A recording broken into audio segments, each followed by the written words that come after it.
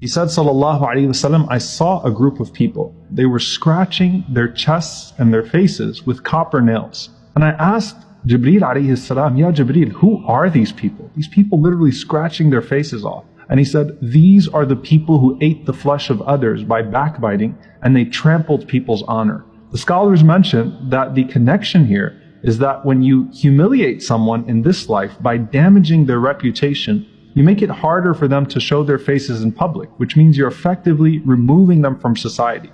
So here, the people that do so are literally removing their own faces as a punishment. And that's just the beginning of it. The Prophet ﷺ said, the worst people in the sight of Allah on the day of resurrection will be two-faced people. People who appear to some with this face and to another group of people with another face.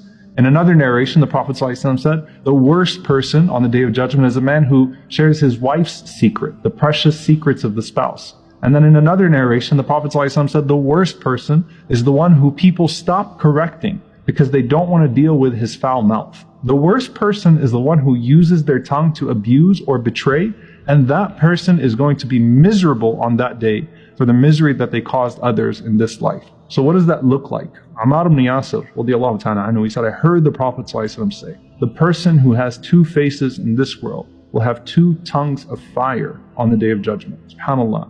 Notice here the emphasis on fire, because the secrets and honor of people are so sacred to Allah, that when you violate those boundaries, you're pouring fire in your ears and on your tongue. And that's why the Prophet ﷺ said, whoever spies on people's conversations will have lava poured into their ears on the Day of Judgment. Umar ibn Khattab radiyallahu ta'ala anhu once said, to make mention frequently of people is a disease, and to make mention frequently of Allah is the cure.